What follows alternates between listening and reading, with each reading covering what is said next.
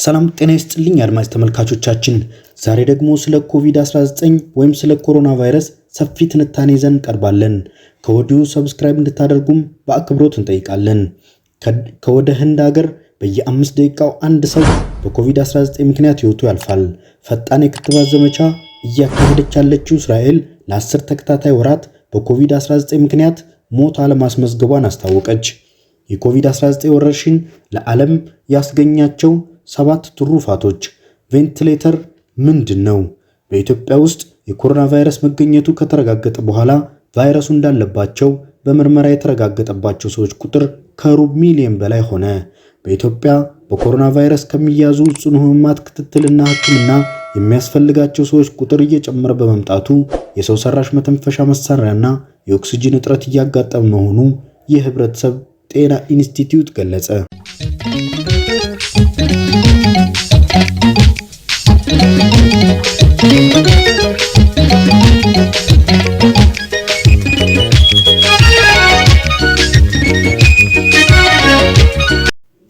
ከወደ ህንድ ሀገር በየ5 ደቂቃው አንድ ሰው በኮቪድ-19 ምክንያት ህይወቱ ያልፋል። ሆስፒታሎች ሞልተው እድለኛ የሆኑት በየጎዳናው ኦክሲጅን ታቅፈው የድረሱልኝ ጥሪ ያሰማሉ። እድል ያልቀናው ደግሞ ቤቱ ሆኖ የሞቱን ቀንና ሰዓት ይጠባበቃል። አሁን ላይ በሀገሪቱ የቫይረሱን ከፍተኛ ፍጥነት መዛመት ተከትሎ ሆስፒታሎች የህክምና አገልግሎት መስጠት አልቻሉም። ከእንደዚህ አይነቱ ክስተት ካልተማርንና እርምጃ ካልወሰድን የህንድ ጣፈንታ ነገ እኛ ላይ ላለመድረሱ ዋስትና የለንም። ዛሬም በእጃችን ያለው መድኃኒት መጠንቀቅ ብቻ ነው። የመጀመሪያው ፍርሃታችንና ጥንቃቄያችን ልንመልሰው ይገባል። ኮሮና ቫይረስ በምናብ የተሳለ ተረት አናድርገው። ሲደርስብን ብቻ ለመንቃት አንሞክር። በየትኛውም ቦታና ሁኔታ የፊት ጭንብልና ሳኒታይዘር አይለየን። ነገን ለማየት ዛሬን እንጠቀቅ ብሉ ሰው ከሌላው ይማራል። ፈጣን የክትባት ዘመቻ እያካሄደች ያለችው እስራኤል ለ10 ተከታታይ ወራት በኮቪድ-19 ምክንያት ሞት አለመመዝገቧን አስታወቀች። በሀገሪቱ በኮሮና ቫይረስ ህይወታቸውን ያጡ ሰዎች አሃዝ 6346 ሆኖ ሳይቀር ለወራት መዝለቁን የእስራኤል ጤና ሚኒስቴር መረጃ ያሳያል። በእስራኤል በጥር ወር ከፍተኛ ደረጃ ላይ ደርሶ የነበረው የወረርሽኙ ስርጭት አሁን ላይ ቅናሽ አሳይቷል። የኮቪድ-19 ክትባት በሰፊው መስጠቱን ተከትሎ የእስራኤል መንግስት የእንቅስቃሴ ገደቦችን እያላላ ይገኛል። በርካታ ዜጎቻቸው ከከተቡ ሀገራት መካከል እስራኤል ተጠቃሽ ናት።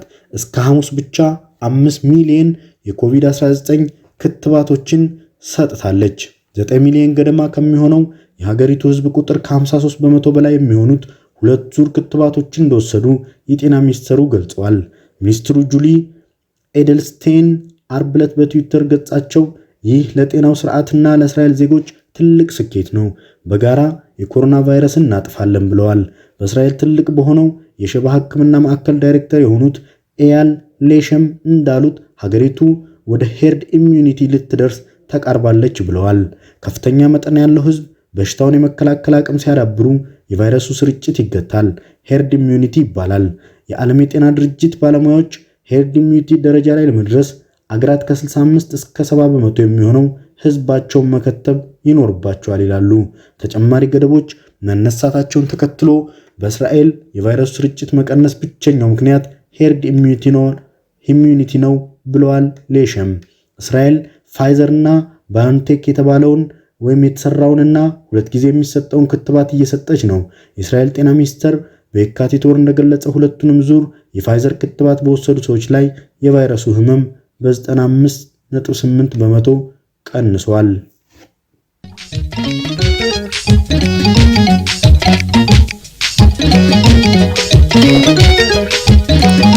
የኮቪድ-19 ወረርሽኝ ለዓለም ያስገኘው 7 ትሩፋቶች።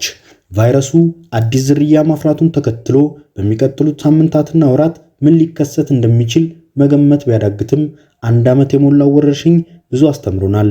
የኮቪድ-19 ወረርሽኝ ብዙዎችን ቢቀጥፍም ከዚህ በፊት በአእምሯቸው ውል ያላሉ በጎ ትሩፋቶችን አስገኝቷል ይላሉ ባለሙያዎቹ።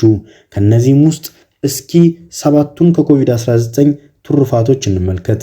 አንደኛ፣ ኮቪድ-19 የወባን ማዕረግ መረከቡ። ከአንድ ዓመት በፊት ማለትም ስለ ወረርሽኙ መዘገብ ከተጀመረ ከአንድ ወር በኋላ በሕክምና መጽሔቶች ላይ ከ164 በላይ ጽሑፎች ስለ ኮቪድ-19 ታትመው ወጥተዋል። ከአንድ ዓመት በኋላ ዛሬ ስለ ወረርሽኙ የተጻፉ የጥናትና ምርምር ዘገባዎች ቁጥር በ600 እጥፍ ጨምሮ ከ100 ሺህ በላይ ሆኗል። ይህ ማዕረግ ቀድሞ ይዞ የነበረው ወባ ነበር። ዘንድሮ ለወትሮ አብስተን ከምንሰማቸው የበሽታ ዘገባዎች በላይ ስለ ኮቪድ-19 በብዛት ይነገራል። በአሁኑ ወቅት በዓለም ዙሪያ ከወባ በላይ ስለ ኮቪድ-19 የበለጠ ዕውቀት አለ። ሁለተኛ፣ ከ200 በላይ ክትባቶች። ከአንድ ዓመት በፊት ኮሮና ቫይረስ ለመከላከል ይረዳሉ ተብለው ጥናት ሲደረግባቸው የነበሩ ክትባቶች ቁጥር 8 ነበር። ባዮ ሬንደር የተሰኘው ድርጅት እንደሚለው አሁን ከ195 በላይ ክትባቶች በተለያዩ የሂደት ደረጃ ላይ ሲሆኑ 71 ያህሉ ደግሞ በሙከራ ደረጃ ላይ ናቸው። ጸረ ኮሮና ቫይረስ ክትባቶች ለማምረት የወጣውን ወጪ፣ ትብብር፣ ጥናት ያክል ለሌሎች በሽታዎች ይህንን የመሰለ ርብርብ አልተደረገም ይላሉ ባለሙያዎቹ። በዚህ ጥናት ላይ ህዝቡ፣ የግል ድርጅቶች፣ አጥኚዎች፣ ዩኒቨርሲቲዎች፣ መድኃኒት አምራቾች እንዲሁም መንግስታዊ ያልሆኑ ተቋማት ተሳትፈዋል። እርግጥ ነው አንዳንድ የጥናት ሂደቶች በእንጭጭ ቀርተዋል። ነገር ግን የዓለም የጤና ድርጅት ያጸደቃቸው ደግሞ በርካታ ናቸው።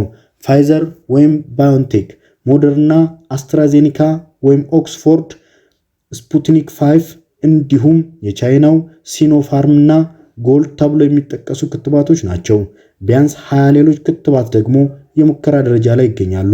ምናልባትም በሚቀጥሉት ሳምንታት አሊያም ወራት ውጤታቸው ተለይቶ ወደ ስራ ሊገቡ ይችላሉ። ሶስተኛ፣ የክትባቶች የጎንዮሽ ጉዳት አነስተኛ መሆኑ። የክትባቶች ትልቁ ደንቀራ በሳይንስ ቋንቋ አናፊላክሲስ ይባላል። ይህም የክትባቶቹ የጎንዮሽ ጉዳቶች ሲሆን ክትባት የተወሰደ በኋላ ወዲያውኑ የሚከሰት ሲሆን እስከ ሞት ሊያደርስ ይችላል። አሜሪካ ውስጥ ክትባቱ በተሰጠበት የመጀመሪያ ወር ላይ የተሰራ ጥናት እንደሚጠቁመው 17.5 ሚሊዮን ክትባት ተሰጥተዋል።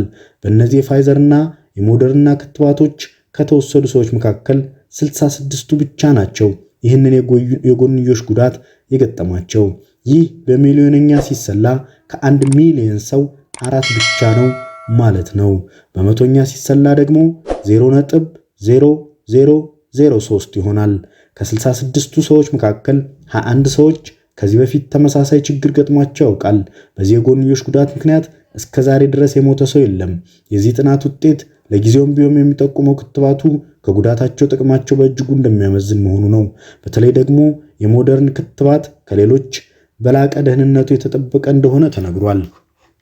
አራተኛ፣ ክትባቶቹ ውጤታማ ናቸው። እስራኤል በርካታውን ዜጎቿን በመከተብ ከዓለም ቀዳሚ ናት። እስካሁን ድረስ ባለው መረጃ ከ3.67 በላይ በእስራኤላውያን የፋይዘር የመጀመሪያ ዙር ክትባት ወስደዋል። ይህ ከአገሪቱ ሕዝብ 40 በመቶ የሚይዝ ነው። ከ28 በመቶ በላዩ ደግሞ ሁለተኛውን ዙር ክትባት ወስደዋል። ከ60 ዓመት በላይ በሆናቸው ዜጎች መካከል ደግሞ 80 በመቶ ተከትበዋል። የክትባቱ የመጀመሪያ ዙር ውጤት እንደሚያሳየው ክትባቶች እስካሁን ድረስ ባለው ጥናት መሰረት ውጤታማ መሆናቸው ነው። በቫይረሱ የሚያዙ ቁጥር ሰዎችም ከጊዜ ወደ ጊዜ እየቀነሰ መጥቷል። በተለይ ደግሞ ዕድሜያቸው 60 እና ከዚያ በላይ በሆኑ ሰዎች ላይ ሁለቱን ዙር ክትባት ከወሰዱ 523 ሺህ እስራኤል መካከል 544 ሰዎች ላይ ብቻ ኮቪድ-19 የተገኘው። እስካሁን ድረስ የተመዘገበው ሞት ግን የለም። ነገር ግን የክትባቱ ውጤታማነት ለማየት የግድ ወደ እስራኤል መሻገር አይጠበቅብንም። የክትባቶቹን ውጤታማነት ለማረጋገጥ በአዛውንቶች ማቆያ ማዕከላት የሚኖሩትና አሁን ክትባት የደረሰባቸውን ሰዎች ቁጥር ማየት ይቻላል። በአብዛኛዎቹ የአውሮፓ ሀገራት ያሉ በዕድሜ የገፉ ሰዎች አሁንም ክትባቱን ካገኙ በኋላ የመያዝ ዕድላቸውና የሞት ቁጥር በእጅጉ እየቀነሰ ነው። አምስተኛ፣ በክትባት ላይ መተማመን መጨመር። በዓለም ዙሪያ እስካሁን ድረስ ከ160 ሚሊዮን በላይ ብልቃጦች ጥቅም ላይ ውለዋል። የዚያኑ ያህል ሰዎች በክትባት ላይ ያላቸው መተማመን ከዕለት ዕለት እየጨመረ ነው። ለምሳሌ በአውሮፓ፣ እስያና አውስትራሊያ ሀገራት የሚኖሩ 13500 ሰዎች መሰረት አድርጎ አንድ ጥናት ተሰርቷል። ጥናቱ ከህዳር እስከ ጥር ባለው ጊዜ የተሰራ ነው። ህዳር ላይ አገራት ክትባት መስጠት ከመጀመራቸው በፊት 40 በመቶ ሰዎች ብቻ ላይ ነበሩ በክትባቱ ሙሉ እምነት የነበራቸው። ነገር ግን ጥር ላይ ከ50 በመቶ በላይ ሰዎች በክትባት ላይ ያላቸው እምነት ሲጨምር ክትባቱ የጎንዮሽ ጉዳት አለው ብለው የሚያምኑ ሰዎች ቁጥር ደግሞ ቀንሷል። በዩናይትድ ኪንግደም ካሉ ሰዎች በተሰበሰበ መረጃ መሰረት ከ78 በላይ ሰዎች ክትባቱን ለመውሰድ ዝግጁ ናቸው። ስድስተኛ፣ በሽታን የመከላከል አቅም ከ8 ወራት በላይ አይዘልቅም። አንድ ሰው በኮቪድ-19 ተይዞ ከተሻለ በኋላ የሚኖረው የመከላከል አቅምን ምን ያህል ነው የሚለው ለማየት የተሰሩ ጥናቶች ሙሉ ገጽታውን አያሳዩም። የበሽታ የመከላከል አቅም ምን ያህል ይቆያል የሚለው መለየት እጅግ ጠቃሚ ነው። ይህ የክትባት የመከላከል አቅም ለመለየትም ያስችላል። ምንም እንኳን እያንዳንዱ ሰው በሽታ የመከላከል አቅም ቢለያይም በበርካታ ሀገራት የተሰሩ ጥናቶች እንደሚያሳዩት ቆይታው ከ6 እስከ 8 ወራት መሆኑ ነው። ይህን የመከላከል አቅም ቆይታ ሰዎች በበሽታው እጅጉን ተጠቁም አልተጠቁም ተመሳሳይ ነው። 7ኛ በጣም ለተጎዱ ሰዎች የመድኃኒት ፍለጋ ኮቪድ-19 ከሳምባ ምች ወይም ኒሞኒያ በላይ የከፋ መሆኑን መረዳት ተችሏል። ምንም እንኳን ኮሮና ቫይረስን ነጥሎ የሚያጠቃ መድኃኒት ባይኖርም በጣም ለተጎዱ ሰዎች ከሞት የሚታደጉ መድኃኒቶች ደባልቆ መስጠት ተችሏል። እነዚህ መድኃኒቶች ደባልቆ መስጠት ያለው ሚና የሚለዩ ከ400 በላይ ጥናቶች የሙከራ ደረጃ በላይ ይገኛሉ። በየቀኑ የኮሮና ቫይረስ በሽታ ለጸናባቸው ሰዎች የሚሆኑ መድኃኒቶች ቅመማ ከጊዜ ወደ ጊዜ እየተሻሻለ መጥቷል።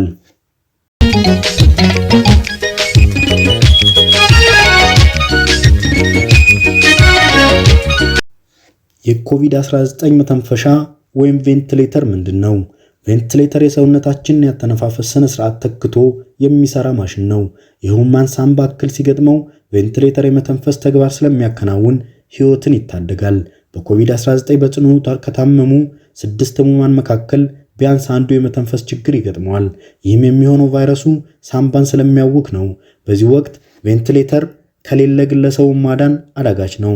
ሁለት አይነት የመተንፈሻ መርጃ መሳሪያዎች ወይም ቬንቲሌተሮች አሉ። አንዱ ሜካኒካል ቬንቲሌተር ሲሆን ሌላኛው ደግሞ ቱቦ አልባ ቬንቲሌተር ይባላል። ሜካኒካል ቬንቲሌተር የአየር ቱቦ በአፍ በኩል እንዲገባ ተደርጎ ታማሚው ካርቦን ዳይኦክሳይድ እንዲያስወጣና ኦክሲጅን እንዲያስገባ የሚያደርግ ነው። ቱቦ አልባ ቬንቲሌተር ወይም በእንግሊዘኛው ግን ወደ ሳምባ የሚወርድ ቧንቧ ሳይኖረው አፍንጫና አፍ ላይ የሚደረግ ጭንብል ብቻ የሚሰራ ነው። ቬንቲሌተሮቹ ሂዩሚዲፋየር ወይም እርጥበት የሚፈጥር ክፍል አላቸው። ይህም ማለት ወደ ሰውነት የሚገባ ሙቀትና እርጥበት የሚቆጣጠር ህመምተኛውን የሚተነፍሰውን አየር ለሰውነት ሙቀት ተስማሚ በሆነ መጠን እንዲሆን የሚያደርግ ነው። በዚህ ወቅት በሽተኞች የመተንፈሻ አካል ጡንቻዎችና ዘና እንዲሉላቸው የሚያደርግ መድኃኒት ይሰጣቸዋል። መጠነኛ የኮሮና ቫይረስ ምልክቶች የሚያሳዩ በሽተኞች ግን የፊት ጭንብል ቬንቲሌተር ብቻ ሊሰጣቸው ይችላል። ይህም በአፍና በአፍንጫ በኩል የአየር ግፊት ወደ ሳምባ እንዲገባ የማድረግ ዘዴ ነው። በኢትዮጵያ ውስጥ የኮሮና ቫይረስ መገኘቱ ከተረጋገጠ በኋላ ቫይረሱ እንዳለባቸው በምርመራ የተረጋገጠባቸው ሰዎች ቁጥር ከሩብ ሚሊዮን በላይ ሆነ። ወረርሽኙ ለመጀመሪያ ጊዜ በአገሪቱ መገኘቱ የተረጋገጠው ባለፈው ዓመት መጋቢት ወር ላይ የነበረ ሲሆን እነሆ ከአንድ ዓመት ከአንድ ወር በኋላ የኮቪድ-19 ቫይረስ የተገኘባቸው አጠቃላይ ሰዎች ቁጥር ከ250 ሺህ ማለፉን ታውቋል። የጤና ሚስጥር የህብረተሰብ ጤና ኢንስቲትዩት በየዕለቱ ስለ በሽታው አጠቃላይ ሁኔታ የሚያወጣው ሪፖርት ቅዳሜ ሚያዝያ 16 ዓ.ም ባወጣው መረጃ በኢትዮጵያ በሽታ የተገኘባቸው አጠቃላይ ሰዎች አሃዝ 250,955 ደርሷል። በኢትዮጵያ በወረርሽኙ የተያዙ የመጀመሪያ ሰው መገኘቱ ይፋ ከተደረገበት መጋቢት 04 2012 ዓ.ም ሲሆን ከዚያ በኋላ በነበሩ ቀናት ውስጥ በተደረጉ ምርመራዎች የተለያዩ ቁጥሮች ያላቸው ቫይረስ ያለባቸው ሰዎች ሲገኙ ቆይቶ እነሆ ከዓመት በኋላ አሃዙ ከ250 ሺህ ተሻግሯል።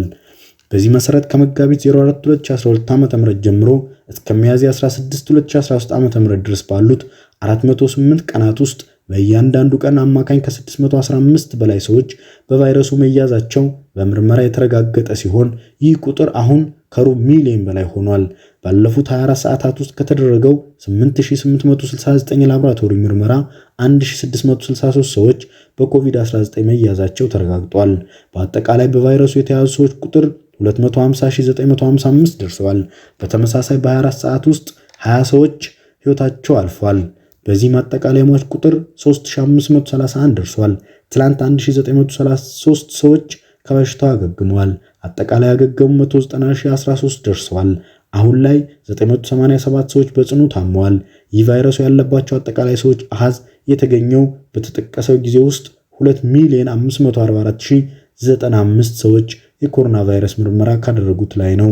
ከነዚህ ውስጥ በአሁኑ ጊዜ የኮቪድ-19 ቫይረስ ያለባቸው ሰዎች 57,409 ሲሆኑ አብዛኞቹ ወይም 190,013 የሚሆኑት ከበሽታው ማገገማቸው የአገሪቱ ጤና ጉዳዮች ተቋማት ያወጡት መረጃ ያመለክታል። ስላዳመጣችሁ እናመሰግናለን። መልካም ቆይታ። በድጋሚ ሰብስክራይብ እንድታደርጉን ጠይቃለን። ሰላም ቆዩን።